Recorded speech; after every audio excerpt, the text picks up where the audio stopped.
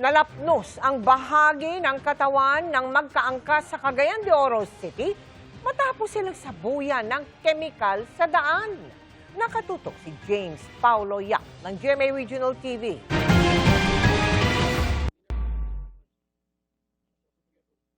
Umuusok pa ang jacket na nakasabit sa halaman matapos ang nangyaring insidente sa Cagayan de Oro City noong Lunes. Ang nasabing jacket, pagmamay-ari umano ng rider na makikita sa video na wala ng damit pang itaas. Ang kanyang angkas na babae nakatapis na lang ng tuwalya.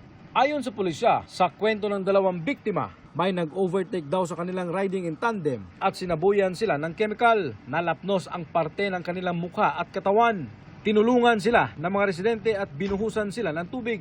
Ayon sa Cagayan de Oro City Police Office, wala daw nagpa-blatter o tumawag sa kanilang opisina kaugnay ng pangyayari na namonitor lang nila ito sa social media. Inutusan nila ang Carmen Police Station na mag-imbestiga. So kay wala pa man kini na report sa police station o wala pud kini nagpa-blatter pa. So sa pagkakaroon nag-schedule kani nga bisita sa atong opisina. Sinusuyod na umano ng PNP ang mga CCTV footage malapit sa lugar upang makilala ang mga sospek. Sinusubukan pa naming kunan ng pahayag ang mga biktima. Naamang gyud tay naka-sector nga mga mobile patrols, especially pa doon sa kagubhiin na ato pud nang gipaningkamutan nga matap ang mga barangay nga makikiusap pod sa pag bisita sa ilang mga areas labi na kaning niit nga mga lugar. Mula sa GMA Regional TV at GMA Integrated News, James Paulo Yap, nakatutok 24 oras.